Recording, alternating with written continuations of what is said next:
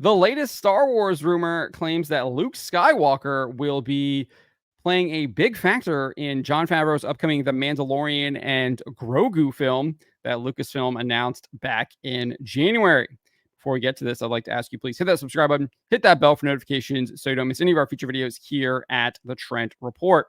Roll this up over at thatparkplace.com. And this rumor comes from WDW Pro, one of my colleagues here at That Park Place. And he shared information from one of his sources. He says, the source tells me to look back to what Favreau said originally when he came on board with Star Wars, telling Lucasfilm and Disney particularly that he thought he could help. And he says that you can expect this movie to be a return to the quality of the first two seasons, but most importantly, you might even consider this to be a Luke Skywalker movie. So he's saying that this could be considered a Luke Skywalker movie, yet it's being called The Mandalorian and Grogu, not Luke Skywalker. That's interesting. If it's a Luke Skywalker movie, why would they call it Luke Skywalker? So I'm not sure how accurate this information is, but it is coming from a source close to WDW Pro. I'm not privy to who this source is or what their information is. So this is just a WDW Pro source. But Pro continued saying, the source tells me that the delay from 2025 to 2026 was largely because they did not believe that the level of Luke Skywalker that they want to use would be able to be completed in CGI with realistic appearance and all of that in the time frame that had been given. That's probably true. I know there's lots of complaints about how they did the de-aging of Mark Hamill and the CGI and all that stuff for the book of Boba Fett.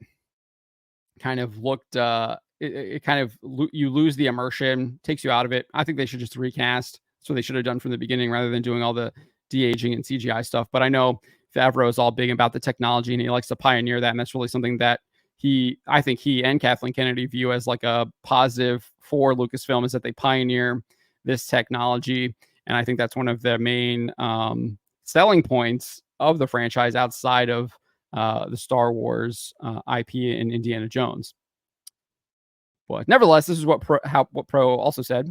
He says Favreau realizes the reaction to Luke Skywalker from the second season, and he wants that again for the movie. And there was massive reaction for that, if you recall. Basically really kind of boosted Disney Plus. The ratings on Nielsen were huge even after the season 2 finale. I think we saw it all the way into like June. I think it ended in January or February, and it was still like kind of topping the Nielsen charts all the way in through the summer, because word of mouth and everything, people were actually subscribing and watching. It was still getting tons of viewership, and obviously people watching the first season and then watching the second season and binging it all, so that really racked up the minutes viewed.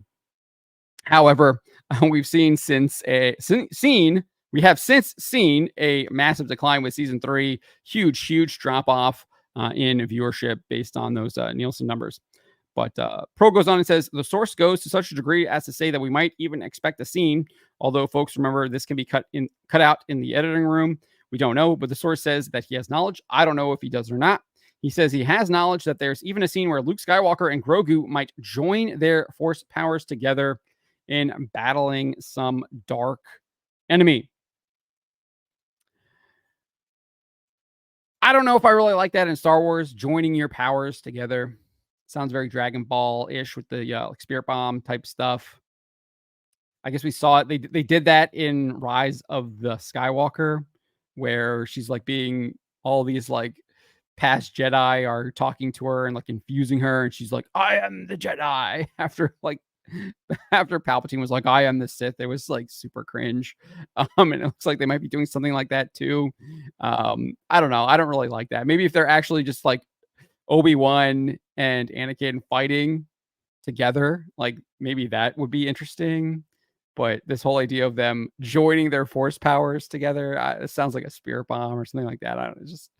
This doesn't really fit into Star Wars and how that kind of works.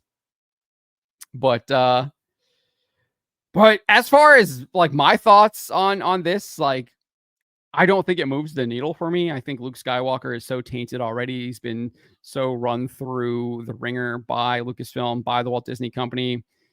J.J. Abrams sticks him out on an island where they have to find him.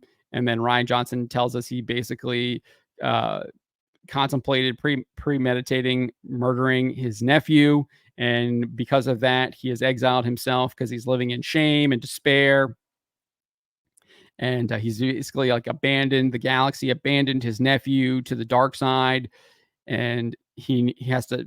Ryan Johnson basically deconstructs him, breaks him down to this like absolute pit, so that he can then bring him up using Ray, and has him wait out there onto the salt mine or salt flats of Crate, and he force projects himself on there, and buys the resistance time to escape. So he's the hero at the end of the day again.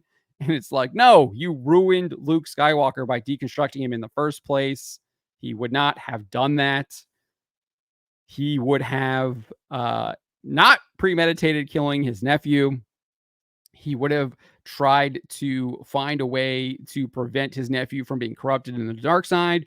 And maybe there could have been a really interesting story where his nephew chooses the dark side, rejects the Force, embraces the stain of the dark side, lets that kind of take over him, and Luke has to come to a realization that maybe some people, they do choose evil and they don't want to reject it. They're not like Vader. They don't want to seek forgiveness.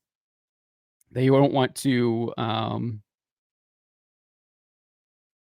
feel that ultimate love that Luke shows Vader. He sacrifices his life for Vader when he throws down his lightsaber, and the Emperor begins zapping him with force lightning over and over and over again. And that love, that ultimate love that Luke shows for his father, moves him to reject the evil that he has embraced for so many years. And not only do we get to see him reject it spiritually, but it is then done physically. We get to actually see him pick up the Emperor and physically cast him back down into the pits of hell. Metaphorically, obviously, it's the inners of the Death Star. But to quote George Lucas, he throws the devil back into the pit. And then he seeks forgiveness in this really scene that's very reminiscent of Boromir and Aragorn. I think Peter Jackson does a fantastic job of having Boromir kind of confess to Aragorn. And we see that with Vader and Luke, or Anakin at this point, because he's rejected that false name that the devil has given him. And he's back to Anakin, and he seeks that forgiveness from Luke. Really, really great scene. And so that would be contrasted with someone who does indeed choose to embrace the dark side. They have no intention of seeking forgiveness. They have no intention of wanting to return to the light. And that could have been a really interesting concept and story that they could have done. Instead, they did some dyad garbage with J.J. Abrams, and they had Luke out in like the living in despair in exile on Octo. So, like I said, they've done so much damage to Luke Skywalker, and even Favreau himself did it in Book of Boba Fett, where he gives Grogu this choice where he has to pick between the Jedi and the Mandalorian, something that Luke rejected. Just kind of talked about that, where he refuses to kill his father or fight his father because he realizes that is a lose-lose situation. Not only does he kill his father, but then he becomes basically a slave to the dark side and a slave to the Emperor.